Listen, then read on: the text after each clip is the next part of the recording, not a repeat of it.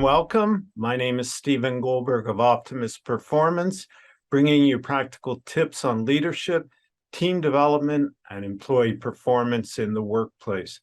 And as you can see, I have a special guest, Michael Davis, who is a professional speaker and trainer. Let me just introduce Michael. Michael helps professionals attract more clients, create efficient teams, and increase their influence with improved speaking skills. His passion for his work was born when he was threatened with a job loss because of his poor speaking skills. With the help of thought leaders and industry experts, he discovered how to become an impactful speaker, trainer, and coach. Michael has helped speakers on 5 continents and written 7 storytelling books. He's a speaker, trainer, and the founder of Speaking CPR. Love that name. He lives in Ohio with his partner, Linda, and the overlords of the house, Sky and Riley, the super chihuahuas. Is that how you pronounce it? Chihuahuas? Yeah. They are Chihuahua, yes. Okay. And they will scold me if I don't pronounce it correctly. Okay. So welcome, Michael. Thank you for being here. And let's talk about the benefits, really, of improving your speaking skills. And, I can relate to some of the things I just read in your bio. When I was very young, I was extremely shy. If, the teacher called me in class to speak, I, turned beet red and want to hide under my desk.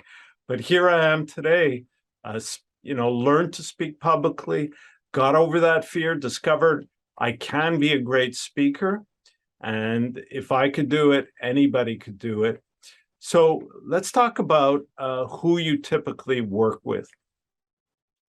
Typically work with company CEOs, C-suite executives, and their teams.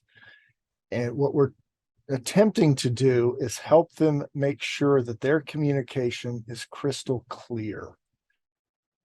I know, Stephen, you've heard this in your work. I hear this frequently. Well, I get up and I speak and I give them my information and I'm being clear with them. According to whom? Right? Each of us suffers from a malady called the curse of knowledge. We know our topics so well that we forget what it's like not to know it. And the biggest source of miscommunication and problems in business and our personal lives is the assumption that what we're saying is what they're hearing. And where that gap is where all the problems lie. So let's break that down a little bit. I find that interesting. How do you know that? I guess, well, first of all, you have to know if you're speaking to a group, whether it's online or in person. We'll get into that as well a little bit. But how do you know if the message you want to communicate is actually being absorbed or being understood by your audience?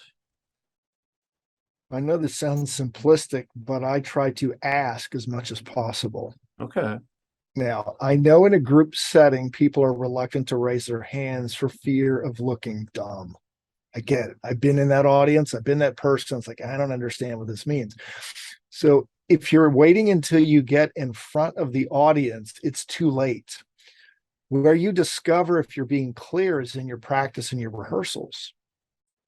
Whether you're working with a coach, trainer, or a group of people. I mean, some people go to Toastmasters, for example. Whoever your audience is, ask them in your practice, what part of this is not clear? What's not making sense? What references am I making, acronyms, terms that you don't understand? So waiting until the event is kind of like in sports. And I know that especially men, we overuse sports analogies. So think of it, sports, plays, acting, whatever. If you wait till the day of the event, be it a play, a sporting event, to get feedback, it's too late. So planning and preparation is really key, knowing the message, what that you want to deliver and what you want people to get out of it. and then practicing and verifying with your audience in your practice if they're getting that message, if it's coming through.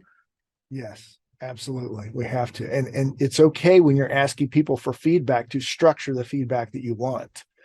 I ask people what resonated with you, what inspired you, what confused you, where did you get lost? I remember listening to an interview with, I think it was Chris Rock, the comedian, and about what he goes through to prepare for his big shows, because he has a huge audience now. And he goes back to really small venues to practice, to lead up to those big events. And he adjusts himself along the way based on the feedback he gets from his audience, which is, of course, laughter is your best measure, right? if you're a comedian. So that's very interesting. So what are some of the problems that happens when leaders or speakers are not prepared and not able to deliver the message that they want? What are some of the pitfalls that result from that? The number one pitfall is there's a gap in the communication. The speaker believes that what he or she says is clearly understood by the audience. And it's like the proverbial snowball at the top of the mountain. It starts out small, but then one issue leads to another, and it becomes a bigger and bigger problem as you get deeper into the communication, and the audience is sitting there not knowing what you're talking about. So every reference after that to that first point becomes a problem. So not knowing it is number one. Secondly, when you don't prepare, and I hear this from people who are overconfident speakers, oh, I just get up there and wing it.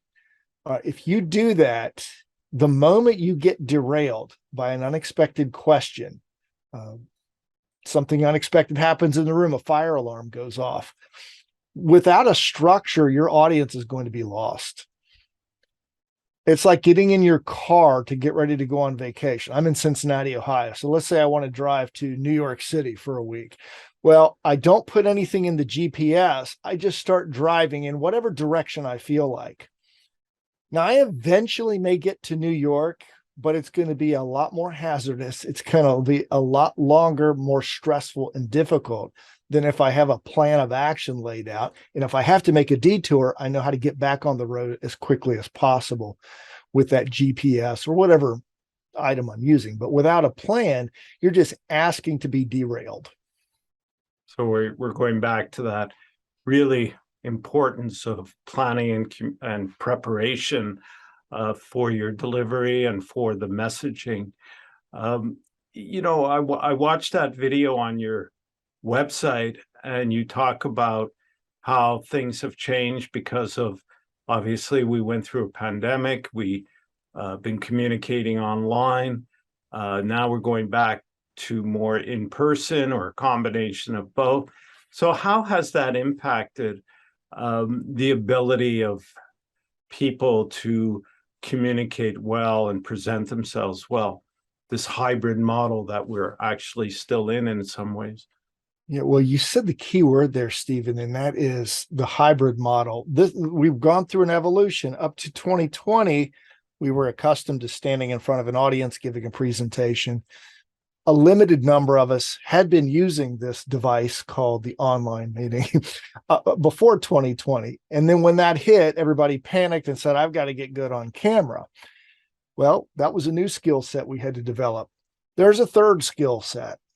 As we get back into in-person meetings, we have to recognize that there is a camera in the room more often than not now. And what I'm seeing people doing in in-person events is they're ignoring the camera. They think they're talking to the people in the room because they'll look back at the big screen at the back of the wall every so often and wave to the computer screen, but the people never feel connected because the speakers aren't looking at the camera. Now, this was an issue before the pandemic. And when I would go to large events where there were big screens on either side of the stage for speakers, I would watch the audience, and the audience rarely was looking at the speaker on stage. They were looking at the screens because that's what each of us is conditioned to do. Or since we're little kids, our generation, we were raised on TV. My son was raised on computer screens, and kids today are raised on phones.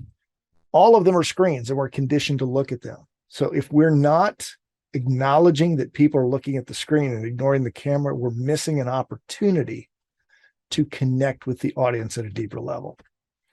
Interesting. So you mentioned, we talked about the importance of planning and preparation. You're talking about connecting with people, looking at them. What other tips can you provide? Quick, good tips for delivering your message. And I know one of the things that I remarked when I visited your website, you talk about storytelling. So maybe you could also talk about that as an important tip as well. Yeah, storytelling is the heart of what I do. Let me address your question about delivery, because this is one of the most important issues I see. And there's a word that my fellow coaches and I have banned from our coaching, and it's the word gestures. We do not like gestures. And people say, well, when you tell story, people think I'm contradictory, because when I say tell a story, you want to relive that story as much as possible, become the character if you can. But I never use the word gesture. Now, to avoid creating my own curse of knowledge situation, when I say gesture, I mean a pre-planned, pre-rehearsed, pre-practiced movement, which you and I see frequently with speakers, and they don't look authentic. It's the person who comes out and says, with all my heart, and they put their hands over their hearts, or they point out and they dreamily look to the horizon as they talk about their goals. And my only question to them is, do you talk that way in everyday conversation? No, they don't. If they do, fine, keep doing it. But I rarely meet the person who does that. You got to be authentic. What does that mean? In order to be authentic, you have to practice and rehearse your talk so much that it's second nature. You don't have to think about the words. Understand the flow. Don't memorize your speeches, by the way, or your stories. Memorization is a death knell, because you're stuck in your head, and the moment you forget a word, you're done. You're emotionally going to disconnect from your audience. Just know the flow of the talk. Whatever comes out, comes out. But that enables you to be more conversational. And that's what audiences today want. They want the real person, warts and all. I guess the more you practice, and this is what I found, the more you can trust yourself and your knowledge of the topic, and that enables you to recall it during the presentation and be that authentic person, because you do know your subject matter, and because you've prepared and gone over it, you can now just focus on connecting with the audience and telling your story. Does that make sense? Oh, that's a terrific point, Stephen. That's the essence of it right there. And the more you practice, you will internalize it. And I'm constantly coaching my clients who get caught up in memorizing every word. Stop doing that. The first time you go through it, it's going to feel uncomfortable. A lot of people come to me with their written version. Well, what we want this speech or story to do is evolve over time to where it sounds different than the first version. Each time you give it, you should be aiming to speak more in your natural voice. That means you're going to replace certain words or phrases from the written version to the conversational. So the 10th version should sound better and more conversational than the first, not as good or as conversational as the 20th. And every time you go through, it should sound a little different because it's evolving. We're not actors doing Shakespeare who have to say every word and at the same intonation every time. That's Shakespeare's work. We can't mess with that. When we're giving our own speeches and stories, we can change them however we want to see fit to help get the message across. When you were talking about the authenticity and, the gesture, it reminded me of this fellow I would meet at these networking breakfasts, who would come and do a little speech. And he was a student of one of those, I forget, Toastmasters, I think it was. Mm-hmm. And I couldn't stand listening to him because that's what I saw, was just these planned gestures, which took away from the authenticity and just looked and felt so pre-programmed. I just couldn't Yeah. stand it. And as you were telling about that, his image just came up in my mind. So it shows you what a powerful impact, or negative in my case, it could Yeah. have when it lacks that authenticity and just comes across as so fake. So maybe just elaborate a little bit more on the importance of storytelling, Sure. Yeah. especially I think it's really today, we're seeing storytelling a lot more. I just noticed some ads on television from Indeed, the hiring platform. Yeah. I've seen those. And they were putting ads when this business show, like Shark's Tank in Canada, we have Dragon's Den. And the ads were stories about their clients and how they had grown their business. So like profiling, and I found that a very smart approach. You're seeing it more and more, using a story to emotionally connect with the brand, with the advertiser. And I think it's also really important for leaders to use storytelling to connect with their employees and through that share their values. So maybe you could talk a little bit from your expertise and experience about that. Yeah, there are many types of stories in business that you can use. My two favorite are the origin story and the successful client story. Both follow the same arc, where we follow a character, a main character, who goes through some type of transformation.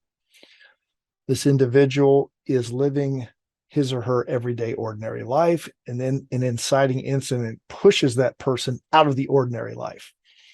So instantly they want to get back to the comfortable ordinary, and they don't know how to solve the problem. So they try to fix it, and the problem gets worse, and eventually reaches a low point where they feel like they're helpless. They're never going to solve the problem, and at that point, enter the guide. This is the individual or the company that has the solution to this person's problem. After some initial difficulty with adjusting to this solution to the problem, they start to have some success, and that success builds until it reaches that moment where they overcome the problem. And then they're living a new and better life. They haven't returned to the original life because they've been changed by this journey, this ordeal. They're living a better life, and now they can share their message of hope to the world. So that's the classic story arc that goes back thousands of years in human history. It's in books, it's in movies, it's in speeches and stories. It's interesting you mentioned being afraid to speak in school, where you'd turn beet red. In my introduction, you mentioned that my journey to where I am today started in when I got threatened with a job loss. It actually started on a desk in first grade when I was humiliated in front of my first grade class. I was being punished. I wasn't under the desk, Stephen. I was on top of mine. That was how my teacher chose to punish me. And it was so humiliating that it impacted me for years, where I didn't want to stand in front of groups because I was terrified of being laughed at. And it wasn't until I was threatened with a job loss that I had to face this fear and manage it, deal with it. And that set me down a whole new path. But that story of struggle, of strife and setback, which leads to eventual success, is what audiences are drawn to. Because when and this is important for leaders. I work with a lot of leaders who are reluctant to share their failures or their struggles because they feel like it shows them as weak. This is not a storytelling insight. This is a human insight. Right? We are drawn to people who are like us. And if we are leaders and our team members, the people who work under us, want to feel a bond with us, we've got to be like them in the sense that we're human, we're fallible, we make mistakes. And what can you teach them from your mistakes? You and I, and if you're watching or listening to this, you've heard the speaker who gets in front of a room or in front of a camera and starts telling you about the amazing life this person has had. They've never really had any problems. They're wealthy beyond their wildest dreams, and they've got the most beautiful family in the world, and they've got houses on both coasts of the country and all this. And we're like, no, I'm not buying it. There's no story there. It's just somebody thumping their chest and saying, look at me. I don't know many people who like that kind of speaker versus the one who stands up there and says, yeah, here's where I've made this mistake, this mistake, this mistake. Here's what I learned. Here's what I learned. Here's how my life got better. You can do it too. Yeah, I agree. A little more dramatically than what I just said. It's that story arc that draws us in. We're wired that way. I mean, study after study shows the neurotransmitters that are released in our body, be it cortisol, oxytocin, dopamine, endorphins, they all get released when we listen to a sensory rich and emotional story, and we're drawn in because, as one of my coaching friends says, our stories are about us, but they're for the audience. And when we structure it the right way and tell it in an authentic way, it becomes autobiographical for the audience because they feel like, oh, you're telling my story. And that's where the bond comes in. Makes sense. So if somebody that's listening resonates with what we're talking about and says, I could use Michael's help, what does that look like? What is the process to go through to work with you to become a better speaker? What do you do to help people? Well, we have several ways. We have some complementary resources. We've got online courses, one-to-one and group coaching. The general arc that I follow, whether I'm working with you individually or as a group, is first of all, we talk about your mindset. What are some of those messages in your head that are keeping you from being more effective as a presenter? I discovered about 3 years ago, Stephen, I would do all the technical work and help people structure the presentations. And one day a lady said to me, I just don't believe that I should be on stage. This is after we'd done all the technical work. And I'm like, here's a story to share with your audience. My mistake is I wasn't working on the headspace first. You can be all technically oriented, but if you don't believe you can do it, it doesn't matter. So we work on that. What kind of messages are in there? There are exercises we give you, mental exercises and physical right before you speak that can help you manage the nerves. By the way, you never want to get rid of speaking nerves. You want to manage them, but not get rid of them. It's good to have that energy. Once we have that, then we work on the structure. What is the message you're trying to get across? How are we going to support that message? Is it going to be stories, research, metaphors, audience engagement? How do we reinforce the message? How do you open it to grab people's attention? How do you close it so that people are inspired to take action? And then the last part we work on is the delivery. Now, there are some coaches who are big believers that speaking is all about delivery, which to me goes back to what you and I were talking about. That's inauthentic. If you're up there trying to be a performer, your message is not going to stick. Have an important message, have something to say, and then we'll work on delivering in a way after you've internalized the message so that you can deliver it in your natural voice.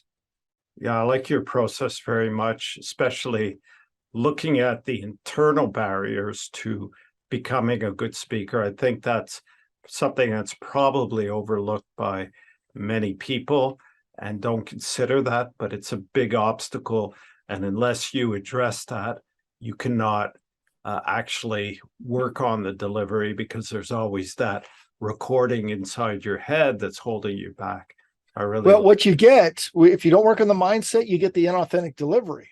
Right. I will tell you, I learned this from my own experience. My first 7 years, I started in Toastmasters back in 1994 because I was threatened with a job loss. Right. I joined thinking I'm going to come in here for 6 months, figure this out and move on. Well, 7 years into my speaking, I look back now and I see this 7 years, I was incredibly insecure. So what I would do is I would make sure that I memorized every speech word for word. And when I spoke, I had perfectly combed hair, suit was perfectly pressed, shoes were shined. I mean, the exterior was perfect. And Stephen, it was a badge of honor to me when somebody came up to me and said, Michael, you are so polished. And I thought, I know I am, aren't I? And I felt so good about that. And then one day I was in my office and I just happened to be polishing the office furniture. So I've got the rag and the furniture polish, and I've got this can, looks like this. And I looked at the can for a moment and I thought, nothing sticks to polish. My message is not sticking with the audience. They remember what I look like. They don't remember my message, which means I'm not a good speaker. It's a big aha moment. It was huge because from that day forward, and it took a while, but I very slowly started to work on the message and not worry about the exterior. Now, I'm not going to dress like a slob, but at the same time, if I've got a button unbuttoned or there's maybe a small